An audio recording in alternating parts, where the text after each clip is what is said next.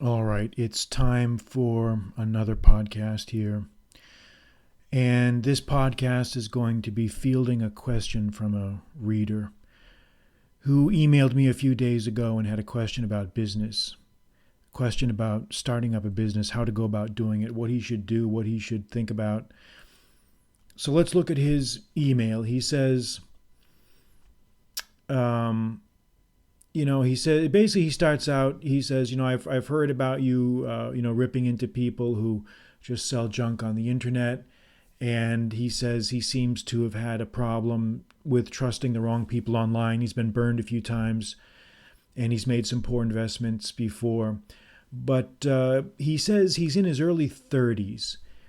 Interesting guy. He says he's played professional poker for 5 years and has not worked a job in a long time. Like he's just basically a professional poker. So I assume that means he must survive off his winnings, which is pretty impressive. If he's good enough at poker and he can enter these tournaments and win prizes and live off that, that's pretty impressive.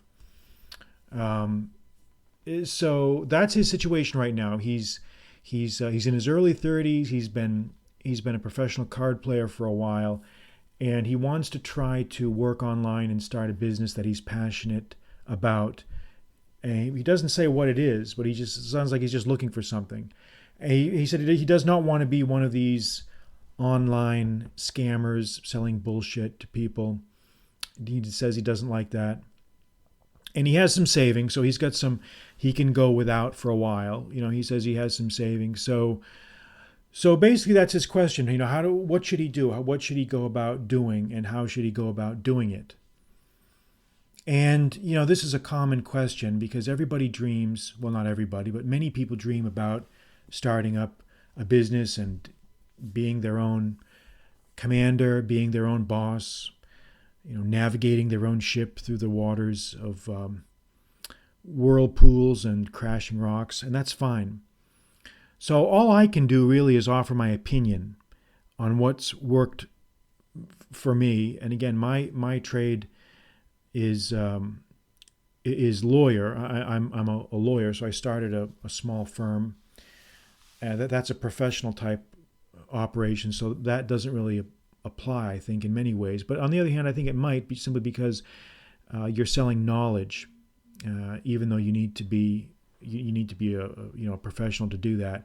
And also, I guess I do have another online presence as a writer, as a translator and a writer. So all I can do is tell you my own view, and you can take it for what it's worth.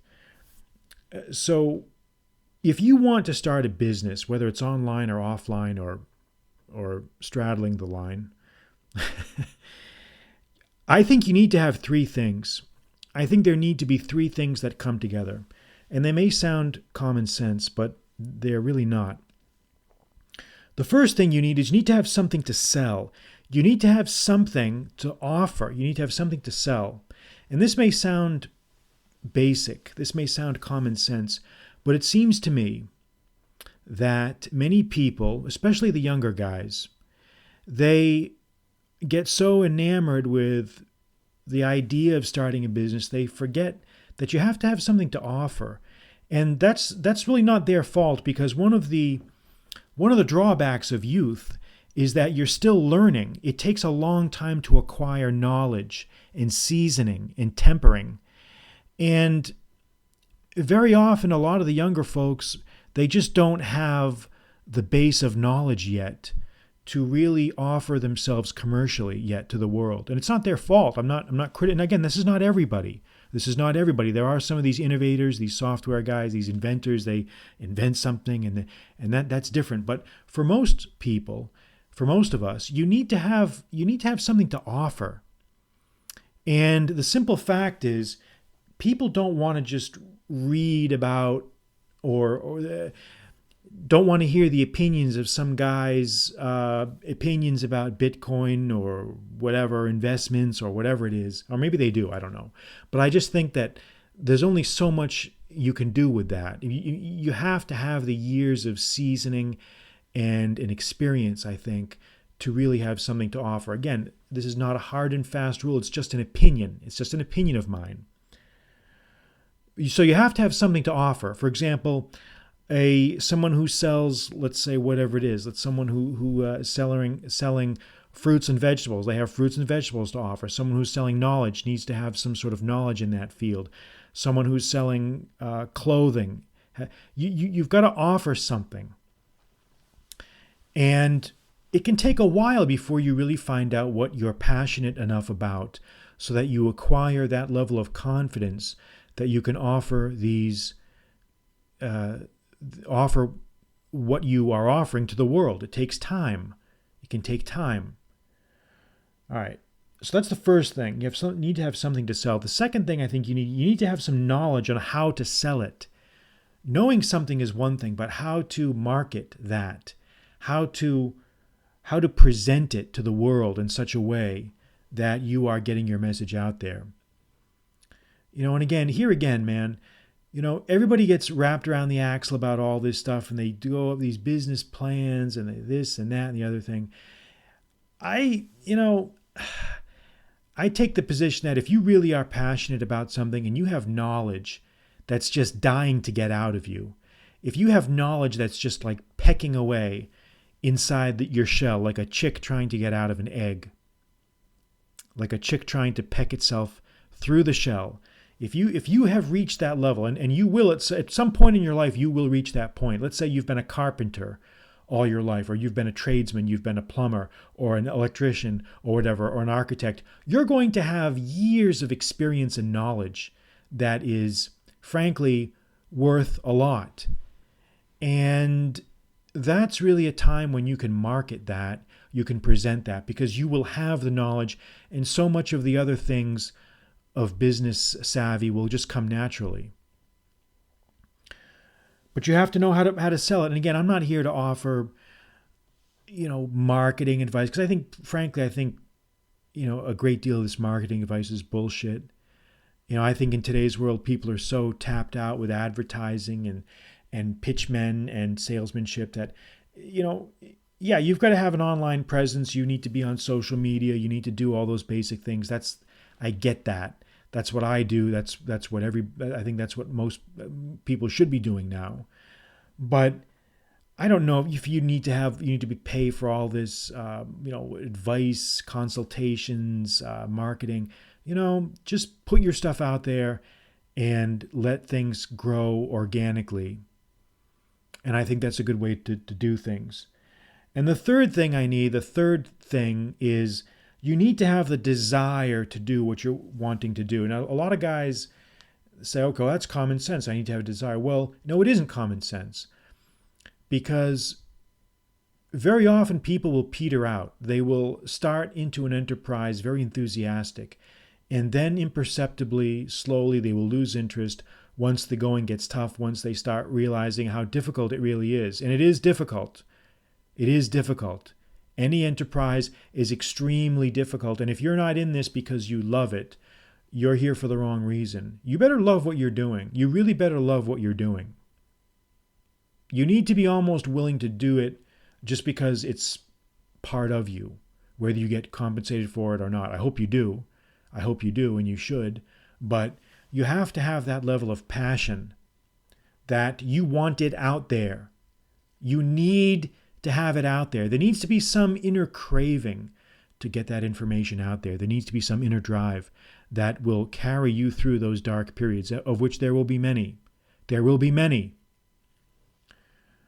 So, this guy who sent me this email, he doesn't really give me any specifics of what sort of business he's looking at. So I don't know, but maybe he could, talk about poker. If that's something he knows about, if he's a professional poker player, that's a fascinating. I don't know anything about that. I don't know how to play cards. I'm not a poker player. I know enough. I know the hands, but I'm not a poker guy.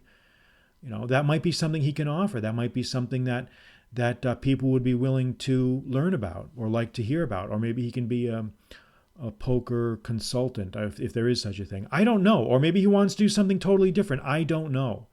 But it does sound like that he's restless. And so my advice to this gentleman would be, the first thing he needs to do is examine, what does he want to do? Okay, he's in his early 30s. And the question he needs to ask himself is, what area do I have deep knowledge of? And what area can I convert that knowledge to something that is profitable? So these are the questions that need to be asked. And frankly, there's no harm if you go through the analysis and you find out that, I'm just not ready to do this yet. There's nothing wrong with that. There is absolutely nothing wrong with that. I mean, whether you decide to start something and it doesn't work out, you'll still learn something. Or whether you decide to take a year or so or to learn some other skill, whatever, it doesn't matter. But I do think that at some point you have to stop pondering and start acting. At some point you just have to do it. You can basically, there's an old expression that we used to use, you can think fuck yourself into the deck. That was an old Marine Corps expression, which means you can basically overthink everything so that you basically just crush yourself into the ground. And that's not a way to go either. That's no way to go, no way to be. So go through those steps. Find out what it is that you have to sell. Ask yourself honestly, do you have something to sell? Ask yourself, do you have the knowledge on how to sell it? And if not, how are you going to go about getting it? Which is pretty easy if you look hard enough. And thirdly, ask yourself, do you really have the desire to do this? You have to be committed. You have to ask yourself, am I willing to do this? Am I ready to do this? Am I willing to commit? Have I made my decision for Christ? As Alec Baldwin said in, was it Glengarry, Glen Ross? Have you made your decision for Christ? What he meant was, if you want to sell, you have to, there are certain things you have to do. And he was using that as an expression. So think about those things. Think about those things, roll them around in your head, and realize there's no wrong answer here. Even if you start prematurely and you fall flat on your face, so what? So what? So what? Who cares? You can always recover. You can always recover from things. My other piece of advice, I'll just tack this on at the end, do not go into debt. There's no reason, or if you do, be mindful of debt. Do not get into debt. There's no reason why, if you're just starting out with a business, that you have to get into a lot of debt. Don't do that. Don't do that. Allow for things to grow organically. And as they do, you'll find out that your growth will be more honest, will be more solid, and will be more reliable than if you just fund yourself with fake money or just easy money. Don't go into debt. All right, that'll be enough for tonight. Quintus Curtius here. Good night.